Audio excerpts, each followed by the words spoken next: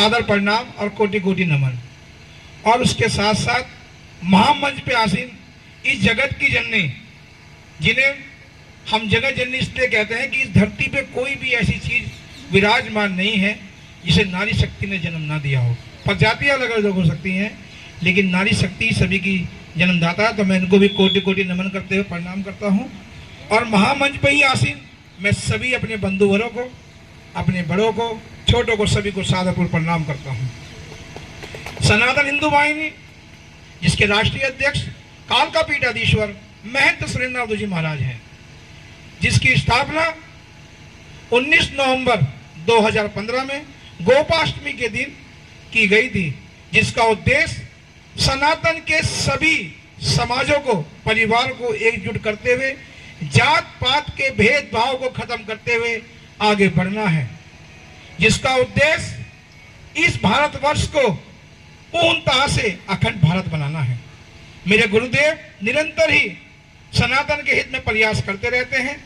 हर संभव कोशिश करते हैं कि सनातन का उनके द्वारा किस तरीके से सहयोग हो सके और सनातन को किस तरीके से आगे बढ़ाया जा सके। गोरक्ष पीठाधीश्वर माननीय मुख्यमंत्री योगी आदित्यनाथ महाराज जी, जो आज इस धरती पे विराजमान प्रत्येक हिंदू के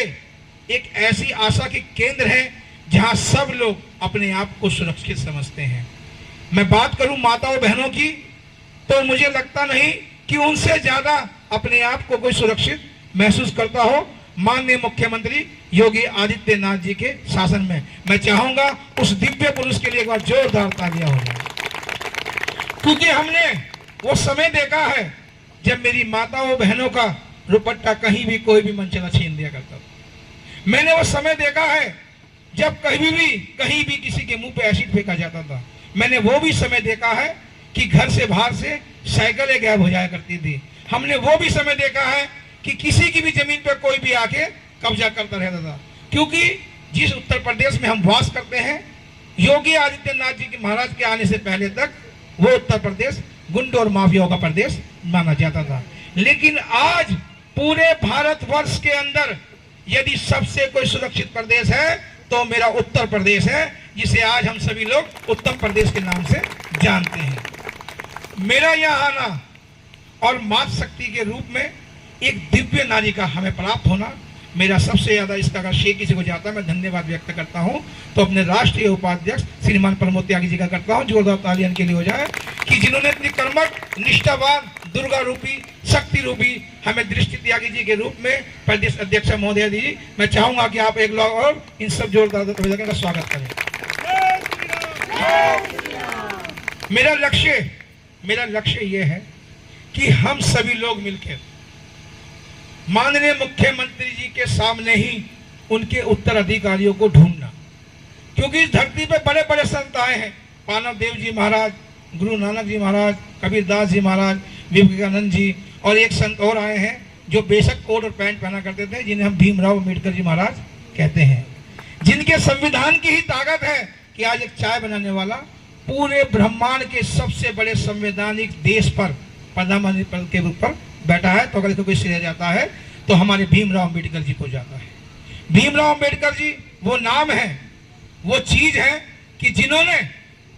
एक ऐसा निर्णय उस समय लिया जब उनके ऊपर दबाव था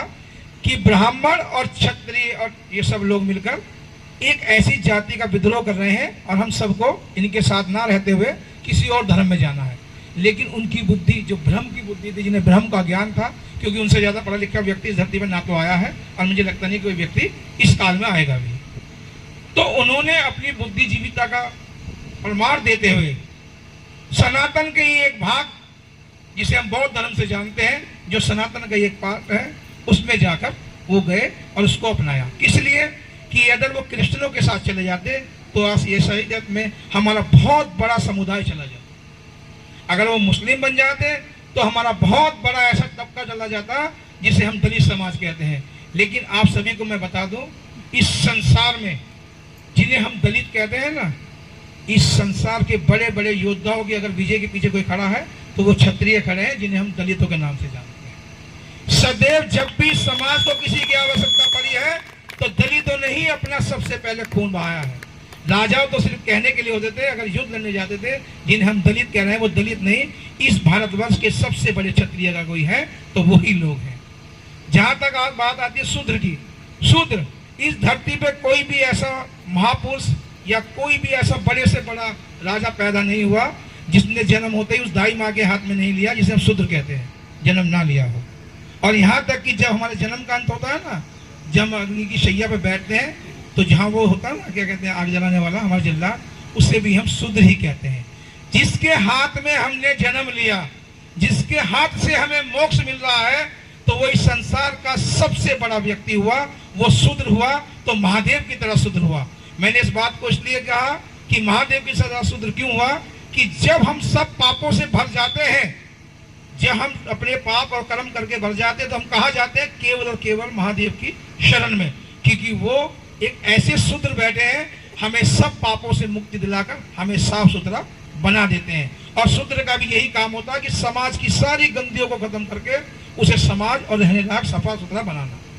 आप सभी से मेरा निवेदन रहेगा कि जात पात के भेदभाव को खत्म कर कर